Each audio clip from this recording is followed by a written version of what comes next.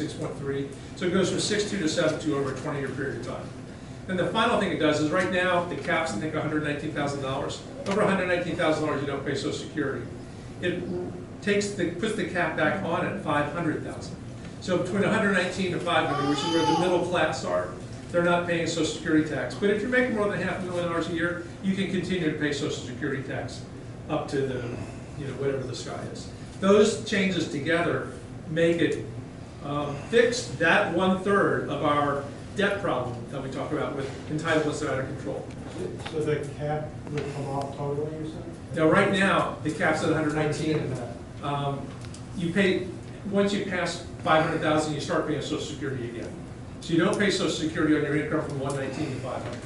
And then if you're making $2 million a year, then you're going to pay Social Security 0 to 119 and 500 to nothing. Much like it does with Medicare. Right now, Medicare is 1.35, and it keeps going there, 1.45 the entire way. There's no cap on it. I just want to touch base on how to make immigrants and everyone feel welcome, minorities. I just want to point it out that my opponent wasn't at the Korean Chorus Festival both days in Titus Corner. His counterpart, actually, Jerry Kahn was there, Barbara Constantine was there. Jennifer Wexler showed up for 2 minutes, literally took a picture and left, but she was still there, if you want to count that. And he didn't show up to the Black Chamber of Commerce. He mentioned, join the Chamber of Commerce. He didn't show up to the Black, Hispanic, Asian Chamber of Commerce Forum. What does that say? And actually, on a federal level, we need more diversity. Yes, we have diversity at the local and state level, but look at what's going on in Congress. And actually, the Republican Party, the last nominee, Charles Hernick, Hispanic. Prior to that, Michael Edmund, Black. When you look at the Democrats here, all white. I'm saying they're all white. So when we talk about diversity, look at what's actually happening. A lot of talk, but actions speak louder than words. In regards to Social Security, I want to make sure that benefits are maximized for people who truly, truly, truly need it. If you're, for example, Medicare, Social Security entitlement, if you're completely 100% disabled, I want to make sure that you have the maximum amount of help and subsidies as possible. And I want to make sure that people who abuse the system aren't taking advantage. So the person who is 100% disabled, who might be blind, is getting cheated out of the system. And I think we need more. How do we do that? We need more transparency. We need more audits. We need to make sure people are not cheating systems. And here's an issue, too, of the immigration process. My dad's best friend, he's great friends with him. They go drinking all the time. His friend came here at 55, worked 3 years, and now just decided to retire, and he's getting Social Security for the rest of his life based on my tax money, your tax money, and everyone's tax money. Now, that's an issue, too, right? Is that fair? Is it? Honestly, what do you think? That's an issue too, and there's no perfect solution too. That's the problem with politics. I'm sure Don is very experienced for this. What is best overall for American people? Thank you. All right. I want to congratulate you for really good questions. You've covered a lot of different subjects, some very difficult ones for the candidates. So now we will have the candidates' closing statements. Each of the candidates has 1 minute.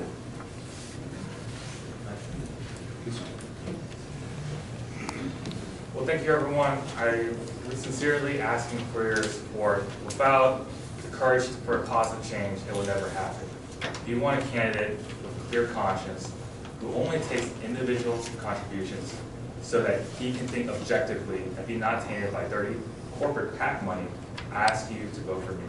If you want someone who really is a doer and not a talker, and is not afraid to reach across the aisle, and not even afraid to vote for a Democrat bill, I ask you to vote for me. And I want to touch one base on how partisan Mr. Beyer is. He voted against efforts for the states to stop human sex trafficking. That's a serious deal, and only about 25 legislators voted against that. That was a Republican bill. He voted against the VA Accountability Act, the VA Whistleblower Act, Republican bills. Why would you do that? We have 8% veteran population. We have horror stories all the time at the VA hospital up in DC and also at Fort Belvoir. We need to do better. And I'm asking for your vote. Please visit my website if you already haven't at letschangecongress.org. Thank you so much. Woo! Yeah.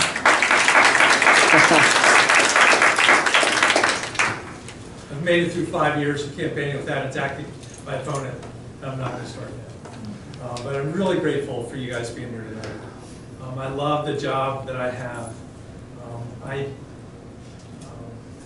like all of us, days and nights are packed with enormous numbers of citizen meetings and town hall meetings and public service. I really enjoy the local parts too. We worked very hard on airport noise, trying to get it over Northwest Washington rather than over Roslyn, not over the communities down in the south, over the river until it gets down to Prince William County. I've worked very closely with Mark Warner and Tim Kaine to get the $240 million for Arlington Memorial Bridge. It was my legislation that got the bathrooms to the Iwo Jima. And just, I've been the champion on federal worker pay, along with Rob Button, who's a Republican. Many, many things that we get a chance to do day in and day out. And I ask for your vote when it comes to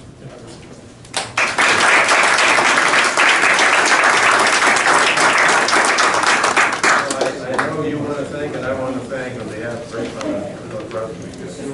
Candidates for governor. Thank you so much. Now we'll have the